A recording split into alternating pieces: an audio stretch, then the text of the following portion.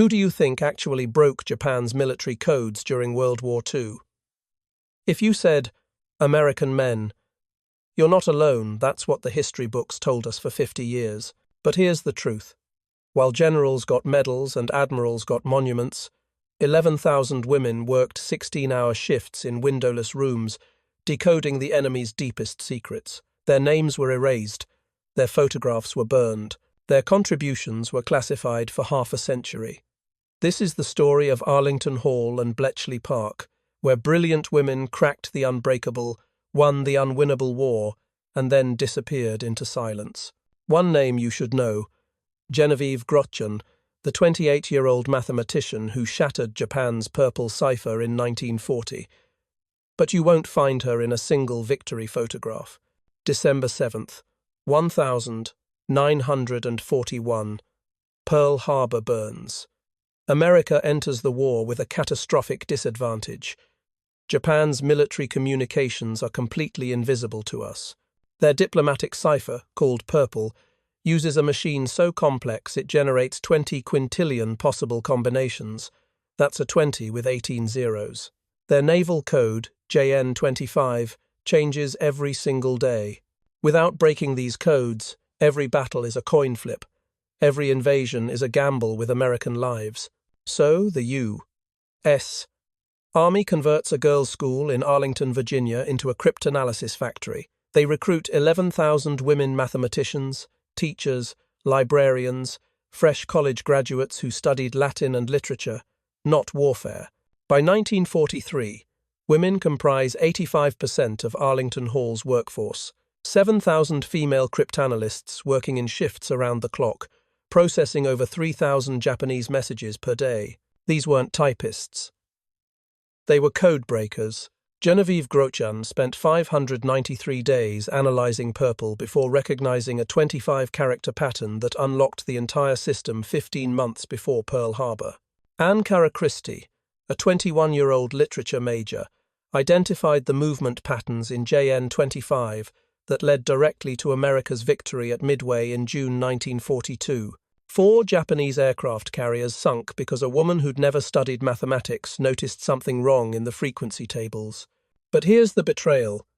When Japan surrendered on September 2nd, 1945, aboard the USS Missouri, 250 male officers stood on that deck, representing American intelligence. Photographers captured the moment for history. 0 women were invited. Not one. Alan Turing, the British codebreaker at Bletchley Park, has movies, statues, and national holidays in his honour. Genevieve Grotjan had no public record until the year 2055 years after her breakthrough, 24 years after her death. Why? Because everything was classified, top secret until the 1990 seconds. Because Cold War paranoia sealed the archives. Because military culture in 1945 couldn't reconcile women and war heroes in the same sentence, so they gave these women secrecy agreements that lasted a lifetime. Many died carrying secrets their own children never knew. The greatest codebreakers in American history became the greatest secret America ever kept. Room B4, Arlington Hall. September 20th, 1940, 3 a.m. The fluorescent lights hum like dying insects. 20 women sit at wooden desks covered in graph paper, their breath visible in the 59-degree air, cold enough to protect the mechanical calculators, warm enough to keep fingers functional.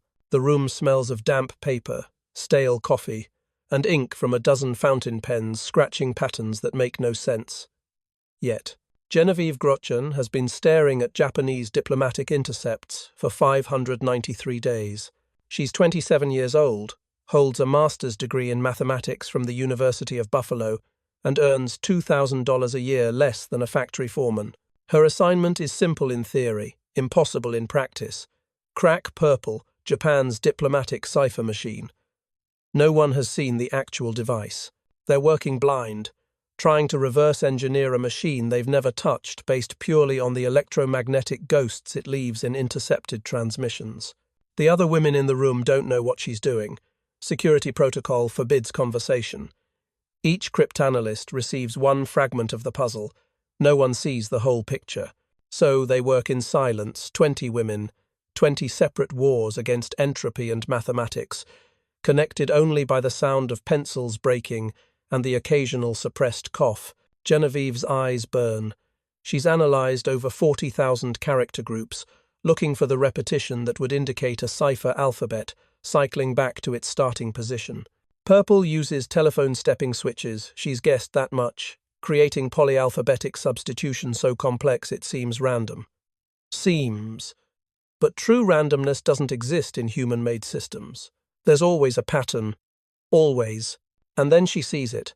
A 25-character sequence repeating across 3 different messages sent on different days. Her hand freezes mid-notation. She counts again. 25. Exactly. She stands up so fast her chair scrapes against the linoleum. "I've got it," she says, the first words spoken in that room in 4 hours. The other women look up. Someone starts clapping, soft and brief. Then everyone returns to work. There's no celebration. There's only more work. Genevieve's breakthrough means the United States can now read Japan's diplomatic communications 15 months before Pearl Harbor. We know their strategy. We know their intentions. We know war is coming. But Genevieve receives a $200 bonus, roughly 1 month's salary for a factory worker and a handshake. No promotion. No public recognition. In 1945, she signs a lifetime secrecy agreement. In 1976, she dies at 63. In 2000, her name is declassified. She's been dead for 24 years. Across the building, a different war is being fought. Caracristi arrived at Arlington Hall in 1942, fresh out of Russell Sage College with a degree in Italian literature. She answered a newspaper ad. Wanted. Women with foreign language skills for confidential war work. She expected translation. Instead, they handed her JN-25, the Imperial Japanese Navy's operational code. JN-25 is a monster. It uses a codebook with 33,000 5-digit groups, then adds a secondary layer of numerical cipher on top. And it changes. Every single day, the additive tables reset. What Anne broke yesterday is useless today. Her job is frequency analysis, counting how often each 5-digit group appears, tracking patterns in 50,000 characters per shift. 18 hours a day, 6 days a week, sitting in a straight-backed wooden chair that carves permanent aches into her spine. Her eyes turn bloodshot from scanning columned numbers under harsh lights. Her right hand develops a permanent callus from gripping a pencil. But in May 1942, Anne notices something. A specific 5-digit group, which she's labelled AF because she doesn't know what it means, is appearing with increasing frequency in Japanese naval traffic. More messages, more urgency. The pattern suggests a major operation targeting location AF. But where is AF? Pearl Harbor, the West Coast, Australia? Anne's analysis, combined with work from dozens of other women tracking ship movements and supply requisitions, points to one location, Midway Atoll, a tiny speck in the Pacific that most Americans couldn't find on a map.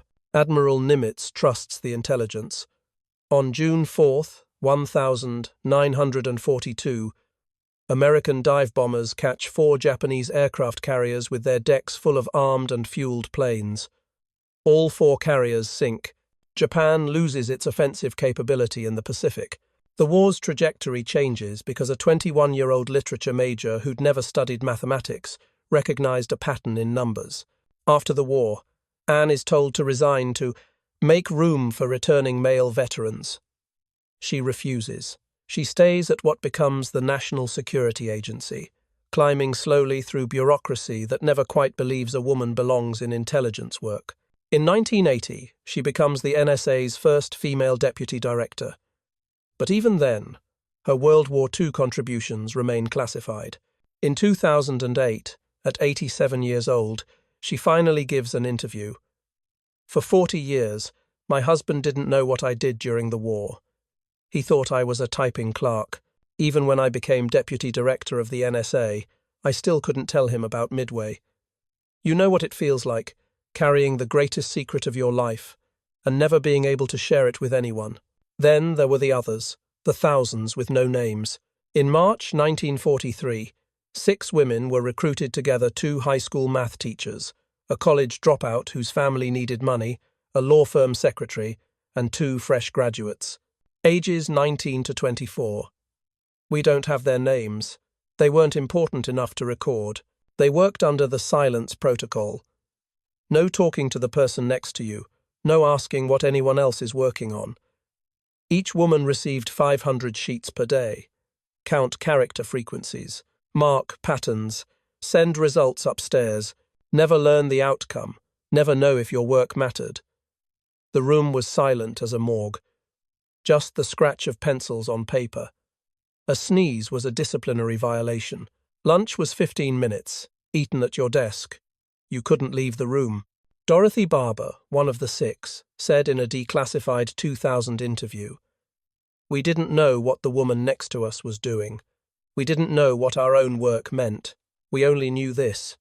If we made a mistake, American soldiers would die. That weight sat on our shoulders every second of every day." 4 of the 6 died before 1990, before the records were declassified, never knowing what they'd accomplished. They went to their graves believing they'd been filing clerks in a forgotten bureaucracy. September 2nd, 1945, Tokyo Bay. The USS Missouri rocks gently in the morning sun as Japan signs the instrument of surrender. 250 military officers stand on that deck, admirals, generals, intelligence chiefs representing the United States of America's triumph. Photographers capture the moment for history textbooks. The world watches. America celebrates. Genevieve Grotjan hears the news on a radio in her mother's kitchen in Buffalo. Caracristi is working the night shift at Arlington Hall, processing the backlog of Japanese intercepts that no longer matter. The 6 receive a memo. Clean your desks. Destroy all personal notes. Report to administration for discharge processing. Not one of the 11,000 women who broke Japan's codes is invited to that deck. Not one appears in those photographs. The official story is simple. American intelligence, meaning American men, won the war in the Pacific. Then comes the paperwork. Each woman signs an oath. I hereby swear never to disclose the nature of my wartime work, in any form, for the duration of my life. The penalty for violation: prosecution under the Espionage Act, possible prison time, definite disgrace. Dorothy Barber later recalled, "Even to my husband I couldn't say a word. When he asked, 'What did you do in the war?' I said, 'Office work.' For 50 years of marriage, that's all I could say. Office work. The injustice goes deeper than silence. These women were paid 40% less than men doing identical work. The highest position available to them was senior clerk, never cryptanalyst, never intelligence officer, despite doing exactly that work. No pension, no veterans' benefits, no GI Bill to fund college. Between 1945 and 1946, thousands are dismissed with a form letter to provide employment opportunities for returning male veterans. The women who won the war in the Pacific are told to go home and make room for the men. What did they want? Not monuments, not movies.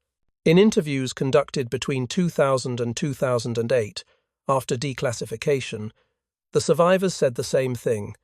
We just wanted our grandchildren to know we did something that mattered. We wanted history to be honest. Don't say men won the war alone, that's an insult to 11,000 women. Caracristi, at 87, said it plainly, "I'm grateful I can finally tell this story, but I'm heartbroken that 10,000 others never got the chance. They died carrying secrets even their own families never learned. Wars are not won only on battlefields. They're won in windowless rooms by people who never fire a shot, never see combat, never get their hands bloody. They're won by minds that fight 16-hour battles against numbers, patterns, and probability. The women of Arlington Hall and Bletchley Park didn't storm beaches or fly bombers, but they changed the course of history as surely as any infantry division. Yet history, as we teach it, is selective. It celebrates those who are visible and ignores those who worked in silence. The uncomfortable truth is this: The people who get remembered are not always the people who contributed most. They're simply the people we chose to remember. And sometimes, that choice itself is the most shameful part of the story. 11,000 women are not a nameless force. Each had a name, a family, a life interrupted by war, and sacrifices that deserved recognition. Genevieve Grotjan, Caracristi, Dorothy Barber, and 10,997 others whose names we're only beginning to recover. This isn't just a story about the past.